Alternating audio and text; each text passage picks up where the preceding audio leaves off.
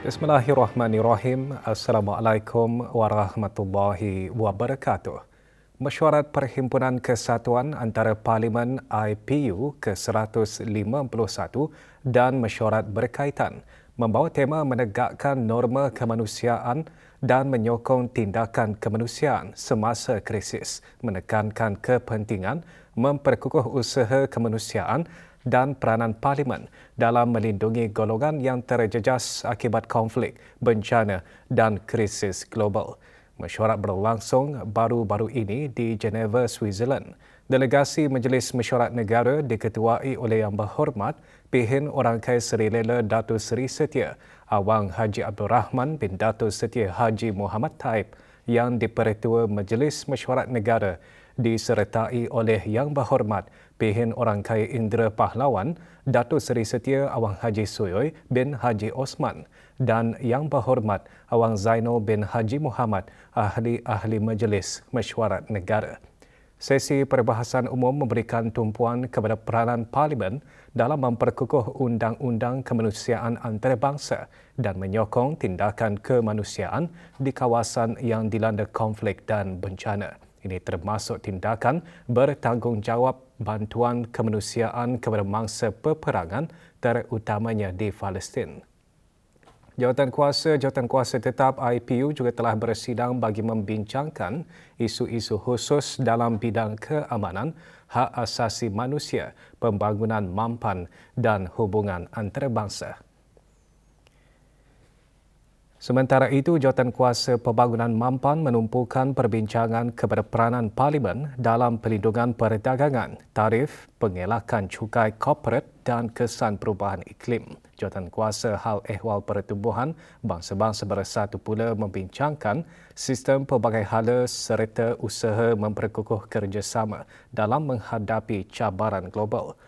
Forum Ahli Parlimen Muda menumpukan kepada usaha memperkasa penyertaan dan kepimpinan belia dalam Parlimen, manakala mesyuarat Majlis Takbir Urus membincangkan laporan aktiviti IPU dan kemajuan pelaksanaan IPU Strategi 2022-2026. Mesyuarat juga meluluskan belanjawan pelan tindakan wanita dalam Parlimen, pindaan kepada statut dan peraturan IPU serta mempertimbangkan permohonan bagi keahlian termasuk bagi Majlis Mesyuarat Negara. Perhimpunan diakhiri dengan pembentangan laporan jawatankuasa tetap, penerimaan hasil perbahasan umum serta kelulusan resolusi-resolusi dan pindaan statut IPU. Kursus Program Perkembangan Eksekutif EDP Siri ke-20 bagi pegawai-pegawai kanan kerajaan dalam dasar awam dan pengurusan anjuran Kementerian Pertahanan merupakan mercutanda usaha ke arah membentuk kepimpinan dan pengurusan dalam perkhidmatan awam dan merealisasikan Matlamat Wawasan Brunei 2035. Berucap pada majlis penutup program tersebut, Yang Berhormat Pihin Datuk Lela Raja Meja Jara Bersara, Datuk Peruka Seri Awang Haji Halbi bin Haji Muhammad Yusof, Menteri di Jabatan Perdana Menteri dan Menteri Pertahanan kedua, juga mengambil maklum akan penambahbaikan model-model di dalam program dan menghargai kerjasama kokoh yang berterusan Sekolah Dasar Awam Lee Kuan Yew dengan Kementerian Pertahanan. Majlis tersebut berlangsung di Mes Pegawai Bolkiah Garrison. This progress, we must remain steadfast in the values that define true public leadership: empathy, fairness, integrity, accountability, and courage. These values ensure that technology serves humanity, never the other way around. Let artificial intelligence be a tool of dignity and inclusion, reinforcing trust and deepening the bond between government and citizen. 28 peserta menerima sijil tamat kursus. Program EDP merupakan platform penting bagi diplomasi pertahanan, memperkukuhkan hubungan dua hala serta pembelajaran kolaboratif bersama negara-negara sahabat yang turut serta termasuk Malaysia, Kesultanan Oman, Republik Filipina, Republik Singapura, Kerajaan Thailand dan Republik Sosialis Vietnam.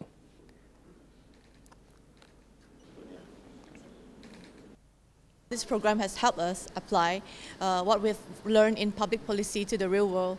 It helps us translate theoretical policy goals into concrete actions of improving public safety and strengthen national resilience. Meningkatkan kemahiran kepimpinan strategik, adaptif dan pemikiran analytical dalam melaksanakan keputusan yang berasaskan evidence-based decision making dalam merancang dan melaksanakan inisiatif pembangunan infrastruktur pertahanan selaras dengan wawasan negara dan defence-wide policy paper. Kerjasama bersama Lee Kuan Yew School of Public Policy telah menekankan bahawa mencipta dasar bukan hanya soal analisis dan strategi tapi juga tentang empati dan pemahaman terhadap konteks sosial. Kecemerlangan dan semangat rakan-rakan peserta lain telah mendorong kami untuk sama-sama berusaha dengan lebih gigih, berfikir lebih mendalam dan memimpin dengan lebih berwawasan. These exchanges have deepened mutual respect and open doors for future collaboration, reminding us that good governance is a shared global endeavour. Negara Brunei Darussalam komited kepada perjanjian pandemik yang dipersetujui semasa Perhimpunan Kesihatan Sedunia tahun ini, termasuk perbincangan lanjut mengenai lampiran akses patogen dan perkongsian faedah dan tindakan kepada pindaan peraturan kesihatan antarabangsa ke arah kesiapsiagaan yang lebih kokoh dan kapasiti tindak balas yang lebih saksama di seluruh rantau Pasifik Barat. Menteri Kesihatan menekankan perkara itu semasa menghadiri mesyuarat jawatankuasa serantau bagi rantau Pasifik Barat ke-76 yang berlangsung pada 20 hingga 24 Oktober di Nadi Republik Kepulauan Fiji. Mesyuarat antara lain juga membincangkan isu kesihatan semasa, program dan hala tuju masa depan Pertubuhan Kesihatan Sedunia bagi rantau Pasifik Barat. Yang berhormat Datuk Seri Setia Dr. Awang Haji Muhammad Hisham bin Haji Jaafar juga berkata, negara mengalu-alukan visi pengarah serantau Pejabat Rantau Pasifik Barat bahawa liputan kesihatan sejagat adalah asas sistem pemberian kesihatan dengan mengutamakan pengukuhan penjagaan kesihatan asasi, pemantauan serta kesiapsiagaan bagi kecemasan kesihatan awam agar perkhidmatan kesihatan adalah berdaya tahan di dalam menghadapi kecemasan. Kerjasama di peringkat multisektoral juga diperkukuh dalam menangani antaranya isu kekebalan antimikrobial dan zoonosis. Selain itu, negara juga memanfaatkan teknologi kesihatan digital melalui aplikasi BruHealth 5.0 untuk memperkasa setiap individu, memperkukuh pengawasan dan menyepadukan penjagaan kesihatan preventif. Juga diketengahkan isu teknikal yang antara lain membincangkan mengenai peralihan penjagaan kesihatan mental untuk menangani cabaran global, perubahan iklim dan keselamatan serta kedayatahanan sistem kesihatan. Semasa berada di Fiji, Menteri Kesihatan mengadakan kunjungan muhibah kepada Yang Berhormat Dr. Ratu Antonio Rabici Lalabalavu, Menteri Kesihatan dan Perkhidmatan Perubatan Republik Kepulauan Fiji, serta Yang Berhormat Budi Gunadi Sadikin, Menteri Kesihatan Republik Indonesia bagi membincangkan dan bertukar pandangan mengenai perkembangan sektor kesihatan di negara masing-masing serta isu-isu kesihatan serantau. Politeknik Brunei terus melangkah ke hadapan dengan membuat perancangan untuk memperkembangkan lagi program-program yang akan ditawarkan bagi memastikan ia kekal relevan dengan keperluan industri serta bagi menjana dan menghasilkan graduan yang sedia pasaran sejajar dengan Matlamat Wawasan Brunei 2035.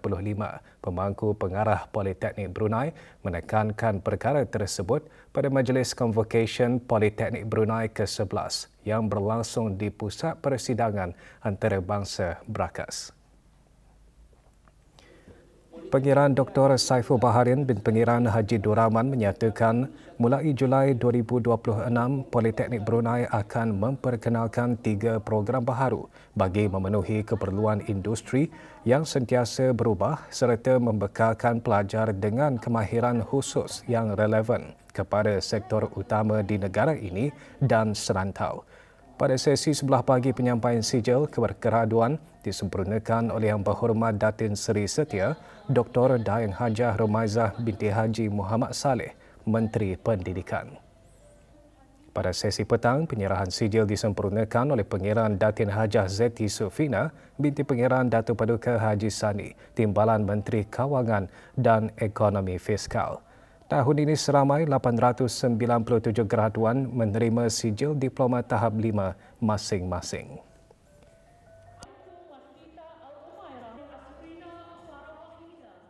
Bagi saya, kunci kejayaan saya ialah sentiasa fokus dalam setiap maklumat hidup dan juga membuat sesuatu dengan lillahi ta'ala. Dan yang paling penting ialah restu dan juga doa ibu bapa saya lah. Menjadi seorang yang teratur dalam mengenal masa dengan cara berjaya tu dengan doa ibu bapa dan doa arwah ayah saya juga dan dengan sokongan daripada semua keluarga, kawan-kawan juga. Berpegang kepada prinsip dengan tidak berputus asa atas segala cabaran yang saya lalui dan sokongan daripada rakan-rakan dan juga pensyarah adalah yang terbaik untuk saya untuk jadi lebih fokus dan lebih bermotivasi dalam sepanjang pengajian ini. Radio Televisyen Brunei RTB menerima rombongan lawatan pelajar dari Sekolah Antarabangsa Brunei ISB. Lawatan diadakan di Kompleks Penyiaran Sungai Akar. Rombongan pelajar dialu-alukan oleh Awang Chong Chi Kiong, pemangku pengarah RTB, menyertai lawatan yang teramat mulia Pengiran Muda Muhammad Aiman, Ibni Dulian Teramat Mulia, Paduka Seri Pengiran Muda Mahkota, Pengiran Muda Haji Al-Muhdadi Billah. Antara pengisian lawatan, sesi taklimat, lawatan ke Studio Jubli Emas TV, Studio Berita, Unit Pemberitaan serta Unit Penyuntingan Berita TV dan Radio. Lawatan memberi peluang kepada para pelajar menyaksikan lebih dekat proses penerbitan rancangan serta berita TV dan radio.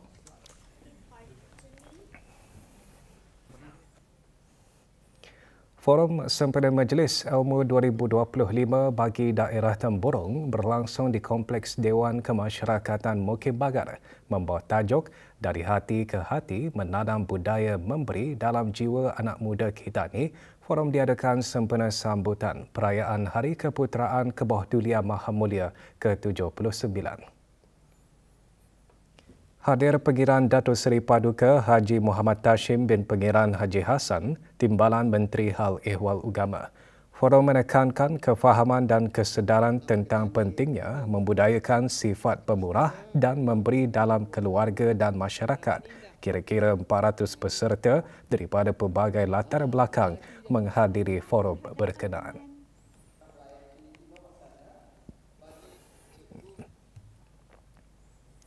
Kembali selepas ini dengan bahan berita lainnya.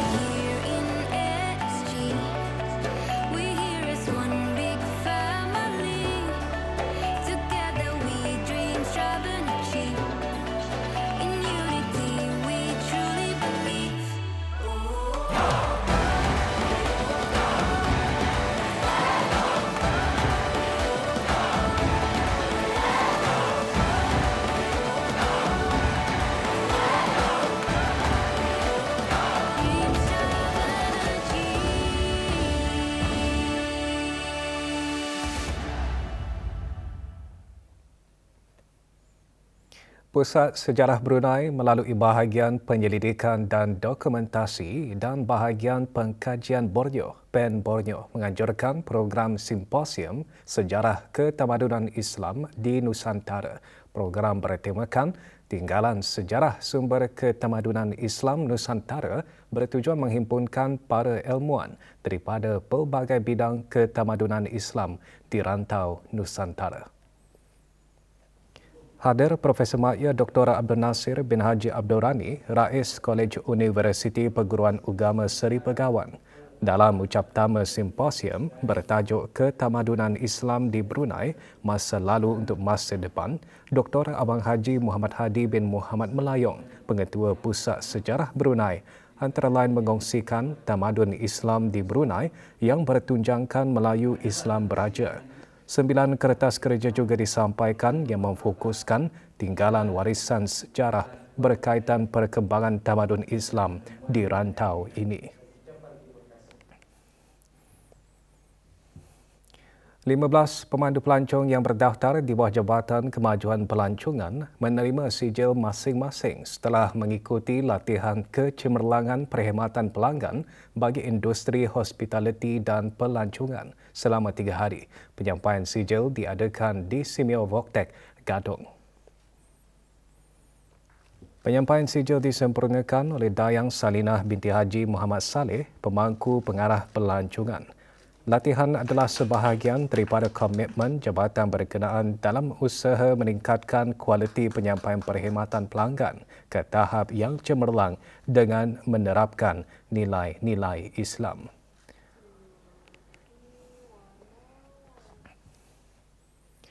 Program latihan serantau mengenai pemerkasaan wartawan wanita untuk pelaporan krisis berakhir dengan penyampaian sijil. Bengkel Anjuran Institut Perkembangan Penyiaran Asia Pasifik AIBD dengan kerjasama Program Antarabangsa UNESCO bagi Pembangunan Komunikasi IPDC dan Radio Televisyen Brunei RTB itu diadakan di sebuah hotel di Gadong. Penyampaian sijil disempurnakan oleh Awang Muhammad Zulkarnain bin Haji Ibrahim, pemangku timbalan pengarah RTB. Bengkel 3 hari itu bertujuan menggalakkan kedayatahanan dan memperkasa peserta untuk menyokong perubahan sistematik dalam amalan keselamatan bilik berita untuk wartawan wanita.